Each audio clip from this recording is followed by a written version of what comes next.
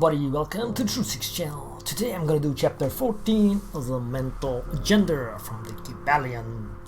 Students of psychology who have followed the modern trend of thoughts along the lines of mental phenomena are struck by the persistence of the dual mind idea, which has manifested itself so strongly during the past 10 or 15 years, and which has given rise to a number of plausible theories regarding the nature and constitution of these two minds. The late Thomson J. Hudson attained great popularity in 1893 by advancing his well-known theory of the objective and subjective minds, which he held existed in every individual.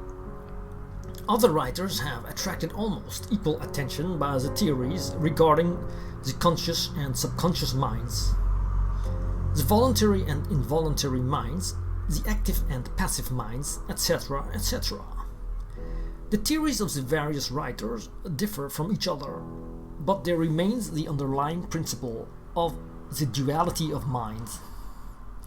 The student of the Hermetic philosophy is tempted to smile when he reads and hears of these many new theories regarding the duality of mind, each school adhering tenaciously to its own pet theories and each claiming to have discovered the truth.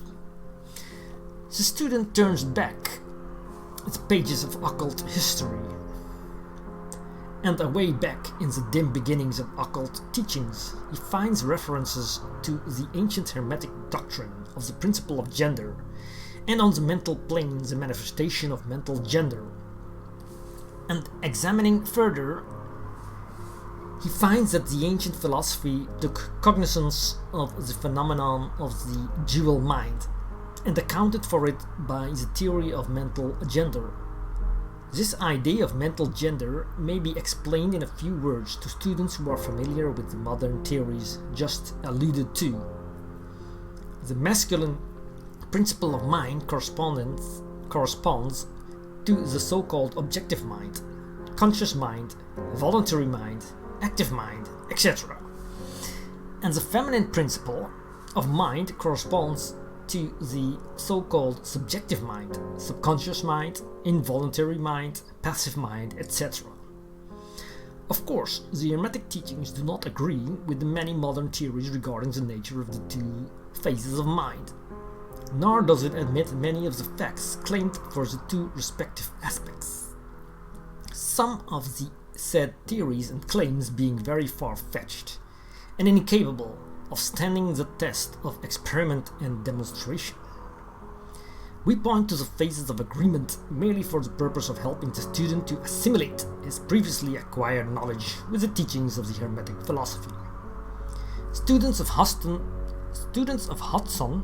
will notice the statement at the beginning of his second chapter of the Law of Physics Phenomena, that the mystic jargon of the Hermetic philosophers discloses the same general idea. For example, the duality of mind. If Dr. Hudson had taken the time and trouble to decipher a little of the mystic jargon of the Hermetic philosophy, he might have received much light upon the subject of the dual mind. But then, perhaps, his most interesting work might have not been written. Let us now consider the Hermetic teachings regarding mental gender. The Hermetic teachers impart their instructions regarding this subject by bidding their students examine the report of their consciousness regarding their self. The students are bidden to turn their attention inward upon the self dwelling within each. Each student is led to see that his consciousness gives him first a report of the existence of his self. The report is, I am. This at first seems to be the final words from the consciousness, but a little further examination discloses the fact that this, I am, may be separated or split into two distinct parts or aspects, which while working on in unison and in conjunction, yet nevertheless may be separated in consciousness.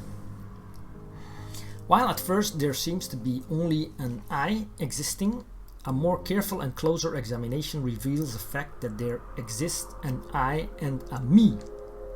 These mental twins differ in their characteristics and nature, and an examination of their nature and the phenomena arising from the same will throw much light upon many of the problems of mental influence.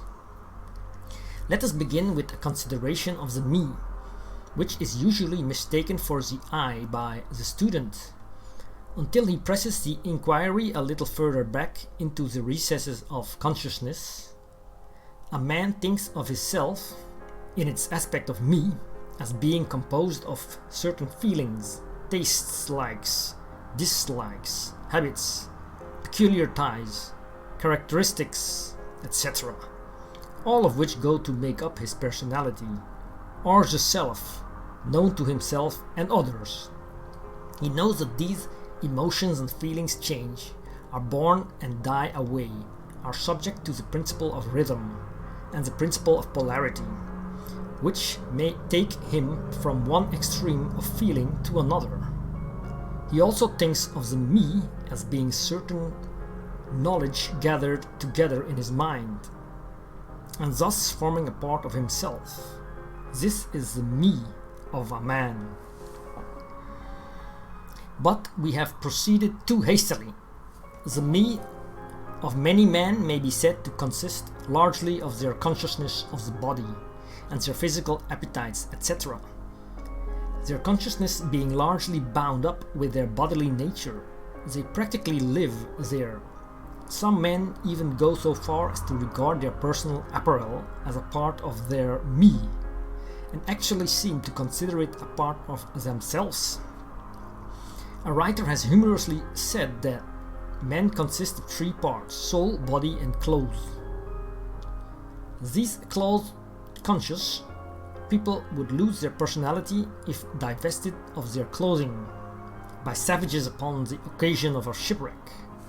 But even many of who are not so closely bound up with the idea of personal raiment stick closely to the consciousness of their bodies being their me.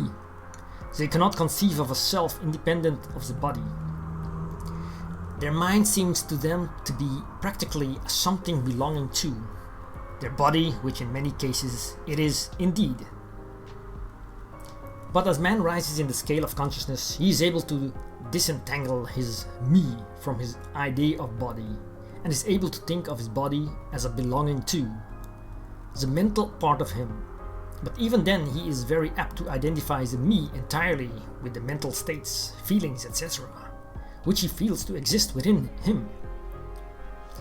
He is very apt to consider these internal states as identical with himself, instead of their being simply things produced by part of his mentality and existing within him, of him and in him, but still not himself. He sees that he may change these internal states of feelings by all effort of will, and that he may produce a feeling or state of an exactly opposite nature. In the same way, and yet the same me exists. And so after a while, he is able to set aside these various mental states, emotions, feelings, habits, qualities, characteristics, and other personal mental belongings. He is able to set them aside in the not me, collection of curiosities and encumbrances, as well as valuable possessions.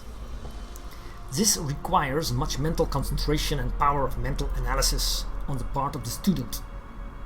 But still, the task is possible for the advanced students, and even those not so far advanced are able to see in the imagination how the process may be performed.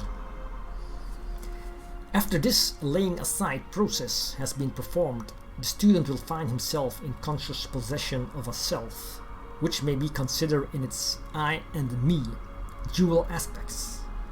The me will be felt to be a something mental in which thoughts, ideas, emotions, feelings, and other mental states may be produced. It may be considered as a mental womb, as the ancients styled it, capable of generating mental offspring. It reports to the consciousness as a me with latent powers of creation and generation of mental progeny of all sorts and kinds. Its powers of creative energy are felt to be enormous. but still it seems to be conscious that it must receive some form of energy from either its I companion or else from some other I, ere it is able to bring into being its mental creations. This consciousness brings with it a realization of an enormous capacity for mental work and creative ability. But the student soon finds that this is not all that he finds within his inner consciousness. He finds that there exists a mental something which is able to will that the me act along certain creative lines, and which is also able to stand aside and witness the mental creation. This part of himself is taught to call his I. He is able to rest in its consciousness at will. He finds there not a consciousness of an ability to generate and actively create, in the sense of the gradual process attendant upon mental operations, but rather a sense and consciousness of an ability to project an energy from the I to the me, a process of willing that the mental creation begin and proceed. He also finds that the I is able to stand aside and witness the operations of the me's, mental creation and generation. There, this dual aspects in the mind of every person. The I represents the masculine principle of mental gender. The me represents the female principle. The I represents the aspects of being. The me the aspect of becoming. You will notice that the principle of correspondence operates in this plane just as it does upon the great plane upon which the creation of universes is performed. The two are similar in kind, although vastly different in degree. As above, so below, as below, so above. These aspects of mind, the masculine and feminine principles, the I and the me, consider in connection with the well-known mental and physic phenomena, or psychic phenomena, give the master key to these dimly known regions of mental operation and manifestation. The principle of mental gender gives the truths underlying the whole field of the phenomena of mental influence, etc. The tendency of the feminine principle is always in the direction of receiving impressions, while the tendency of the masculine principle is always in the direction of giving out or expressing. The feminine principle has much more varied field of operation than has the masculine principle. The feminine principle conducts the work of generating new thoughts, concepts, ideas, including the work of the imagination. The masculine principle contents itself with the work of the will, in its varied phases, and yet without the active aid of the will of the masculine principle, the feminine principle is apt to rest content with generating mental images which are the result of impressions received from outside, instead of producing original mental creations. Persons who can give continued attention and thought to a subject actively employ both of the mental principles, the feminine in the work of the mental generation, and the masculine will in stimulating and energizing the creative portion of the mind. The majority of persons really employ the masculine principle, but little, and are content to live according to the thoughts and ideas instilled into the me from the I of other minds. But it is not our purpose to dwell upon this phase of the subject, which may be studied from any good textbook upon psychology, with the key that we have given you regarding mental gender. The student of psychic phenomena is aware of the wonderful phenomena classified under the head of telepathy, thoughts, transference, mental influence, suggestion, hypnotism, etc. Many have sought for an explanation of these varied phases of phenomena under the theories of the various dual mind teachers. And in a measure that they are right, for there is clearly a manifestation of two distinct phases of mental activity. But if such students will consider these dual minds in the light of the Hermetic teachings regarding vibrations and mental gender, they will see that the long sought for key is at hand. In the phenomena of telepathy, it is seen how the vibratory energy of the masculine principle is projected toward the feminine principle of another person, and the latter takes the seed thought and allows it to develop into maturity. In the same way suggestion in hypnotism operates. The masculine principle of the person giving the suggestions directs a stream of vibratory energy or willpower towards the feminine principle of the other person, and the latter accepting it makes its own and acts and thinks accordingly. An idea thus lodged in the mind of another person grows and develops, and in time is regarded as the rightful mental offspring of the individual, whereas it is in reality like the cuckoo egg placed in the sparrow's nest, where it destroys the rightful offspring and makes itself at home. The normal method is for the masculine and feminine principles in a person's mind to coordinate and act harmoniously in conjunction with each other. But unfortunately, the masculine principle in the average person is too lazy to act. The display of willpower is too slight, and the consequence is that such persons are ruled almost entirely by the minds and wills of other persons, whom they allow to do their thinking and willing for them. How few original thoughts or original actions are performed by the average person? Are not the majority of persons mere shadows and echoes of others having stronger wills or minds than themselves? The trouble is that the average person dwells almost altogether in his me consciousness and does not realize that he has such a thing as an I. He is polarized in his feminine principle of mind, and the masculine principle in which is lodged the will is allowed to remain inactive and not employed. The strong men and women of the world invariably manifest the masculine principle of will, and their strength depends materially upon this fact. Instead of living upon the impressions made upon their minds by others, they dominate their own minds by their will, obtaining the kind of mental images desired, and moreover dominate the minds of others likewise, in the same manner. Look at the strong people, how they manage to implant their seed thoughts in the minds of the masses of the people, thus causing the latter to think thoughts in accordance with the desires and wills of the strong individuals. This is why the masses of people are sheep-like creatures, never originating an idea of their own, nor using their own powers of mental activity. The manifestation of mental gender may be noticed all around us in everyday life. The magnetic persons are those who are able to use the masculine principle in the way of impressing their ideas upon others. The actor who makes people weep or cry as he wills is employing this principle. And so is the successful orator, statesman, preacher, writer, or other people who are before the public attention.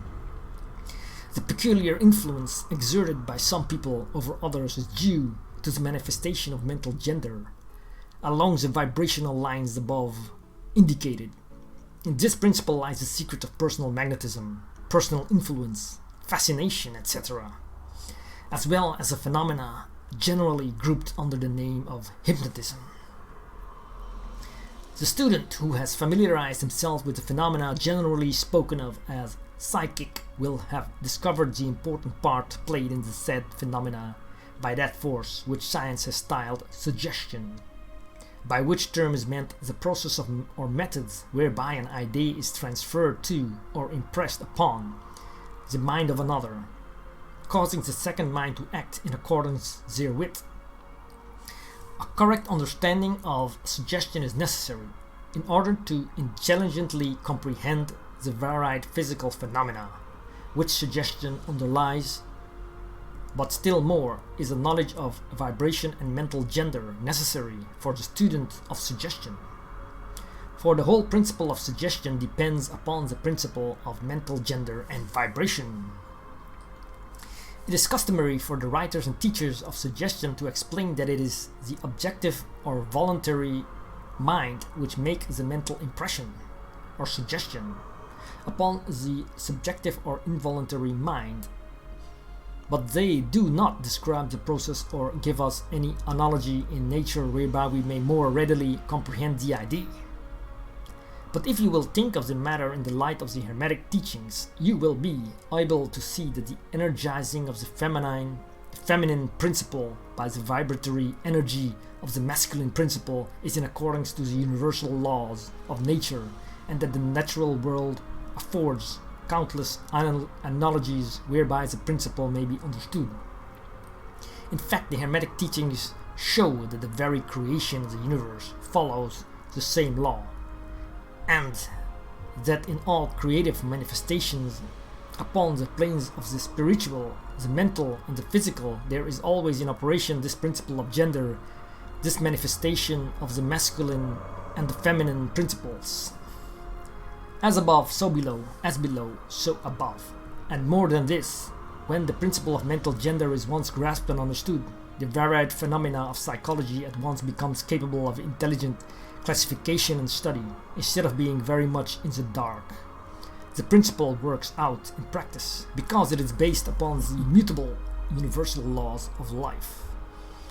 We shall not enter into an extended discussion of, or description of, the varied phenomena of mental influence or psychic activity. There are many books, many of them quite good, which have been written and published on this subject of late years. The main facts stated in these various books are correct, although the several writers have attempted to explain the phenomena by various pet theories of their own. The student may acquaint himself with these matters, and by using the theory of mental gender, he will be able to bring order out of the chaos of conflicting theory and teachings, and may moreover readily make himself a master of the subject if he be so inclined. The purpose of this work is not to give an extended account of psychic phenomena, but rather to give to the student a master key, whereby he may unlock many doors leading into the parts of the temple of knowledge, which he may wish to explore. We feel that in this consideration of the teachings of the Kybalion, one may find an explanation which will serve to clear away many perplexing difficulties. A key that will unlock many doors.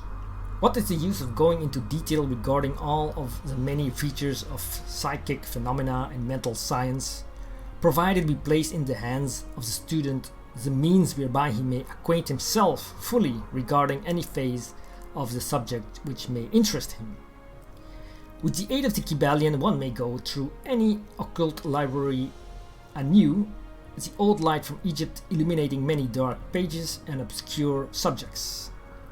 That is the purpose of this book. We do not come expounding a new philosophy, but rather furnishing the outlines of a great world-old teaching which will make clear the teachings of others, which will serve as a great reconciler of differing theories and opposing doctrines.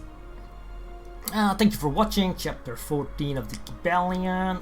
We'll continue next video with the last chapter, chapter 15, Hermetic Axioms. See you next time and subscribe to the channel.